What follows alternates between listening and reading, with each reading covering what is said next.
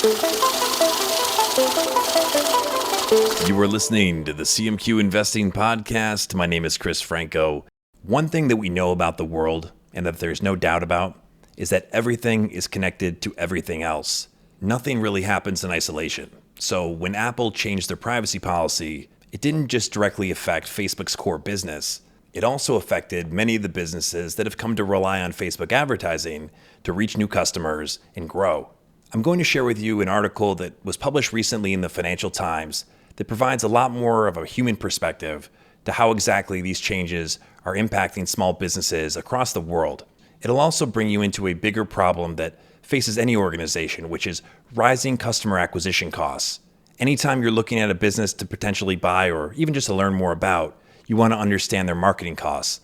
So if your assumptions are that they'll be able to grow at a certain rate, well, you need to make sure you're considering all potential factors. And I think that being aware of an article like this and the examples that are within will hopefully cause you to be even more thorough when making that assessment. If you've yet to follow CMQ Investing on Spotify or Apple, I hope you'll take a few seconds to do that now. It's totally free. In this way, you will have all the latest episodes in your feed as soon as they're released. And I really appreciate all of you who've already followed. It means a lot and it goes a long way. Let's get to it. Small businesses are cutting back marketing spending due to Apple's sweeping privacy changes that have made it harder to target new customers online, in a growing trend that has led to billions of dollars in lost revenues for platforms such as Facebook.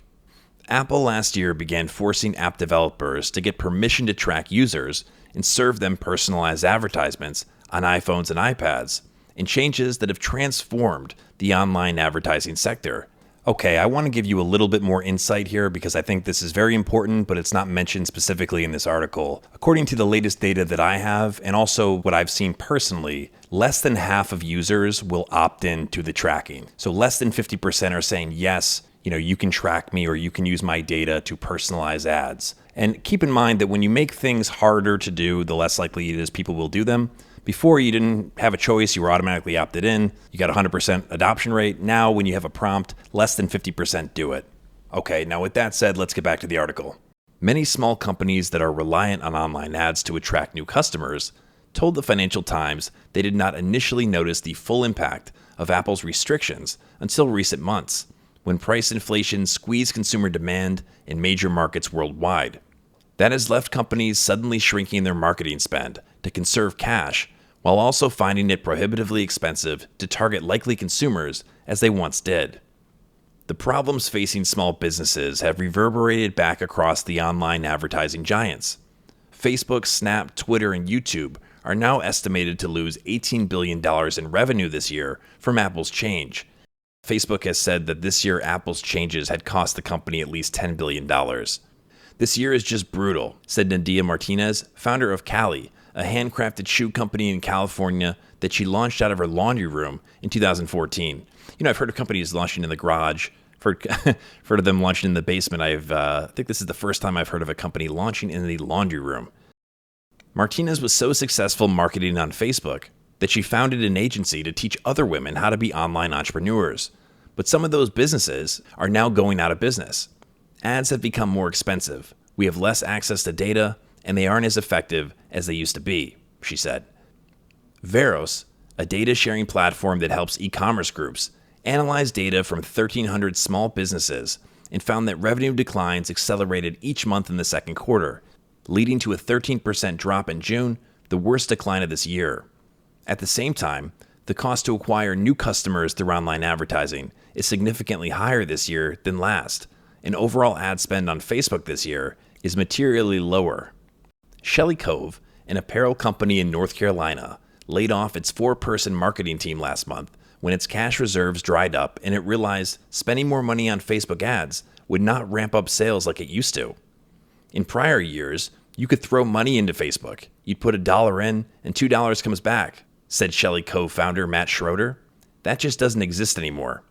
Smaller brands said they were not necessarily hit by Apple's policy changes later than the major platforms, but supply chain issues and the global coronavirus pandemic created a fog of war that made it difficult to understand why, for instance, last year's holiday sales period had disappointed.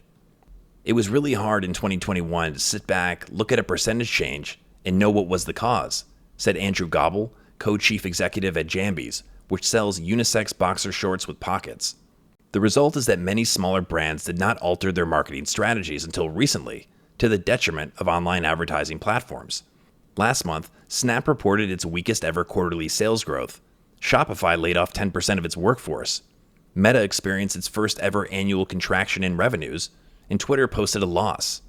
Meanwhile, Google Search and Amazon's advertising business, which do not rely on third-party tracking and have been unimpaired by Apple's policy, boomed in the second quarter. Apple's own ads business, Search Ads, has also stolen market share and is now expanding its presence to additional areas in the App Store. Apple said of its privacy changes, quote, "A user's data belongs to them, and they should get to decide whether to share their data and with whom." Avi, an online shop for women's health, was among the companies that were hit by an abrupt downturn last November when the cost to acquire new customers skyrocketed. "We were going from one of the best years possible, completely bootstrapped and insanely profitable, and we're about to hit Black Friday and make a huge splash when everything crashed on us," said Ashvin Melwani, its chief marketing officer.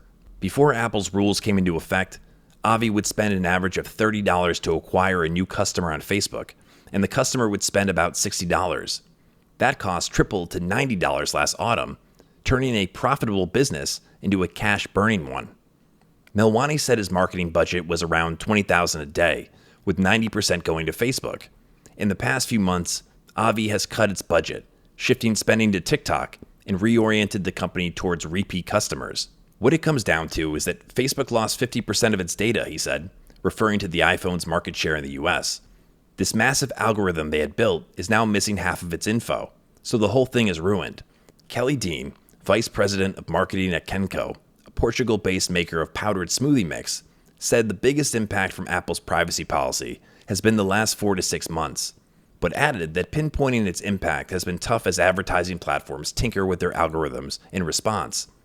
There have been lots of platform-wide anomalies and customer acquisition cost spikes where we don't really know the reasons why, she said.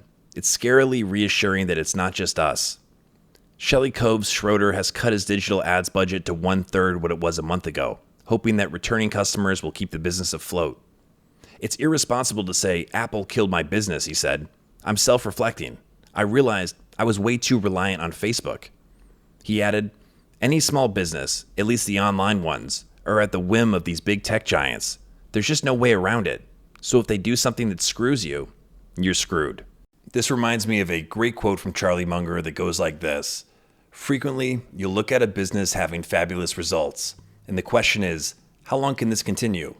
Well, there's only one way I know to answer that, and that's to think about why the results are occurring now, and then to figure out the forces that could cause those results to stop occurring." I think the last reminder here is just the importance of having a durable competitive advantage, or insisting on that rather, anytime you're even considering buying a piece of an individual business. For CMQ Investing, my name is Chris Franco. Thanks so much for listening. We'll talk soon.